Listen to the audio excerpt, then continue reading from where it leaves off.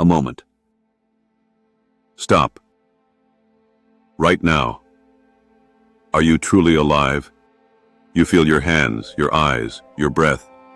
Your heart is beating. Time seems to be flowing. But what if I told you that all of this, your birth, your life, and even your death, might be an illusion? What if death is not what we think it is? Throughout human history, there is no question we have feared more than this one. What happens after we die? This question has toppled empires, given birth to religions, and shaped philosophies. And in every era, humanity has hit the same wall, the unknown. But now, in the 21st century, science, quantum physics, and consciousness research are pushing this question into an entirely different place. They are asking this: what if death is not an experience consciousness ever has? What if death is simply the collapse of a perspective? Let me ask an even more unsettling question.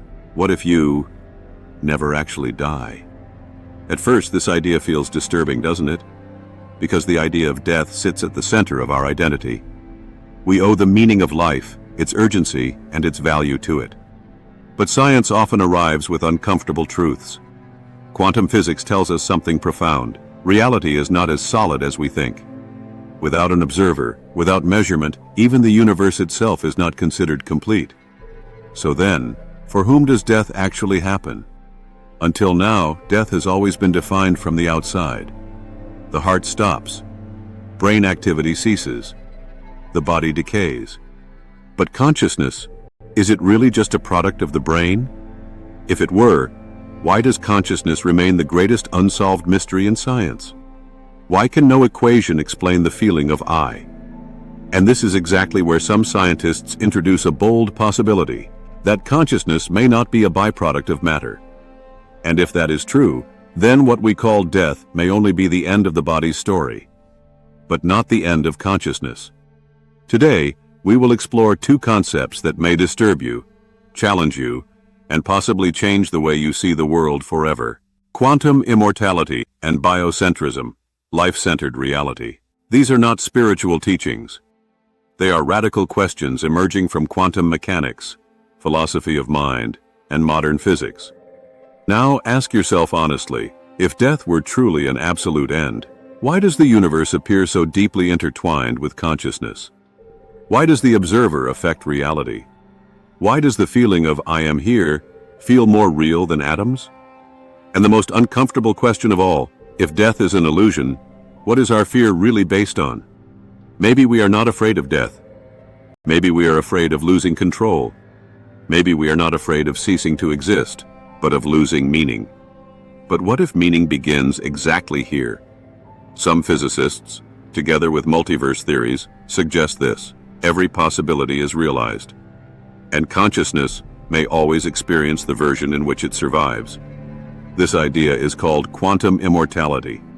If this is true, then in your subjective experience, you may never encounter death at all. Does this idea comfort you? Or does it feel even more terrifying? Because immortality may not be the gift people imagine it to be. Perhaps it is a reality too heavy for the human mind to carry. But wait, we're not stopping here. There is also biocentrism. According to this theory, the universe did not create life. On the contrary, life defines the universe. Consciousness is not a spectator sitting at the edge of the stage. Consciousness is the stage itself. If this is true, then death is merely a change of scene. The lights do not go out. Only the curtain changes. Now I ask you a very simple, yet very deep question. If you truly cease to exist, who would experience that? Is there a you that can experience non-existence? This video enters exactly into that crack, where science, philosophy, and metaphysics touch. Not to comfort you, but to wake you up. Because perhaps the real question is this: is death an illusion? Or do we want it to be one because we are not ready to face the truth? Soon we will explore where these ideas come from, which scientists take these possibilities seriously, and why some believe death is a far thinner veil than we imagine. But let me say this from the beginning. By the end of this video, you will not look at life, or death, the same way again. Because sometimes, truth is stronger than fear. And sometimes, hope is born from knowledge. Welcome to Lumineth. Now together, we begin questioning what death really is. From this point on, there is no turning back. Because after this moment, you will no longer be able to use the word death in its old meaning. The human mind hates uncertainty. So we invented a simple story about death. One day the body stops, and everything ends. This story is terrifying, but manageable. Because there is an end. And endings comfort the human mind. But science does not like endings. Science loves cracks. And at the very center of the idea of death, there is a massive crack. That crack is the question of consciousness. Now I ask you a simple question, but the answer is anything but simple. What is consciousness? Electrical signals in the brain? A byproduct of neurons? Or a fundamental property of the universe itself? Even today, the world's best neuroscientists admit this. Consciousness is the greatest mystery in science. We can explain how the brain works, but we cannot explain why there is a you, and this is where the question of death locks into place. Because if consciousness is nothing more than what the brain produces, then death truly is an end. But if consciousness is something beyond the brain, then death may not be as final as we think. Let's go back to the early 20th century. When physicists began breaking apart atoms, they wanted to see the smallest building blocks of the universe. But what they encountered was not a machine, it was a sea of probabilities. Particles did not have definite positions until they were measured. They existed in multiple states at once. And the most unsettling part was this: when observation occurred, the outcome changed. This shook the foundations of physics. Because a terrifying question emerged: does reality exist before it is observed? This question was not only physical, it was philosophical dynamite. If reality depends on observation, how important is the observer? And what is the observer, if not consciousness itself? This is where the foundations of quantum immortality are laid. This idea gains meaning through the many worlds interpretation. According to the many worlds view, the universe is not a single line. Every possibility is realized, every choice branches reality. Now let's combine this with death. At every moment there are two fundamental possibilities for you: to survive, to die. But consciousness can only exist where experience exists. In a branch where you die, there is no experience. And without experience, there is no consciousness. Which leads to this conclusion: from the subjective point of view, consciousness always experiences the branches where it survives. According to this idea, in your own experience, you never actually live through the moment of death. How does this idea make you feel? Relieved? Or deeply unsettled? Because this theory seems hopeful at first. But the deeper you go, the darker it becomes. Let me ask a more disturbing question. If quantum immortality is true, how many times might you have died without knowing it? A car accident? An illness? A coincidence? Perhaps the life you are living now is one version that remained after countless possible deaths. Does this feel logical to you? Or terrifying? This is where many scientists stop. Because even if the idea is mathematically possible, it is psychologically unbearable. But some did not stop. One of them is Robert Lanza. With his theory of biocentrism, Lanza made an even more radical claim. According to him, space and time are not absolute realities. Matter is not independent of consciousness. Consciousness is central to the universe. From this perspective, the universe cannot be defined without consciousness, which means death does not have to be a final end for consciousness. Pause here and think. If time is an experience of consciousness, does the end of time mean the end of consciousness? Or does only the form of experience change? Think about dreams. In a dream, you have no physical body. Time behaves strangely, but you are still there. What if death is a far greater transition of consciousness? Does this idea scare you? Or does it offer a strange sense of hope? People think they fear death, but most of the time, what they fear is not non-existence. It is the loss of control, the dissolution of identity, the collapse of the self. But what if the self you think you are is far broader than you imagine? The answers to these questions do not just change science, they change how you live your life. Now we enter a very quiet place. There are no shouting theories here, No dramatic promises. There is only a truth the mind cannot easily escape. Fear of death. But does this fear really come from death itself? Or from the stories we tell ourselves about death? Ask honestly, are you afraid of death? Or of pain while dying? Of losing control? Of leaving others behind? Of being forgotten? Because all of these fears share one thing: they exist before death. But the idea of being dead, can you truly imagine it? Your mind stops there. A void appears, and you immediately try to fill it with another thought. This is not accidental. In philosophy, there is an ancient claim: non-existence cannot be experienced by consciousness. Because to think requires awareness of something. But nothingness is not something, so the question becomes unavoidable. If non-existence cannot be experienced, what kind of experience can death be? This question seems simple, but its answer destabilizes the entire concept of death. Because death has always been described to us like this: a darkness, a nothingness, an eternal void. But everyone who says this creates an unconscious contradiction. To experience darkness, you must see. To experience emptiness, you must be somewhere. To experience nothingness, you must experience. And experience requires consciousness. So ask again, in a state without consciousness, how can there be experience? The answer is simple and disturbing: there can't be. That is why some philosophers say, death is not a state for consciousness, not even a pause. It is simply where experience ends. But a place where experience ends, is that a place for consciousness at all? This thought breaks the narrative the human mind is used to. Because we think in timelines: birth, life, death. But is consciousness truly bound to this line?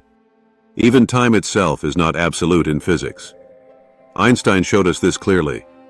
Time depends on the observer, on speed, mass, position. So is consciousness inside time? Or is time inside consciousness?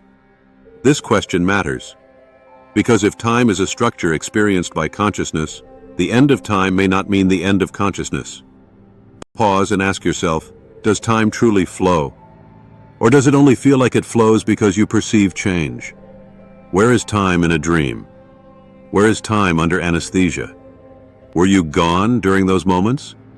Or did you simply not remember the experience? None of these questions are comforting.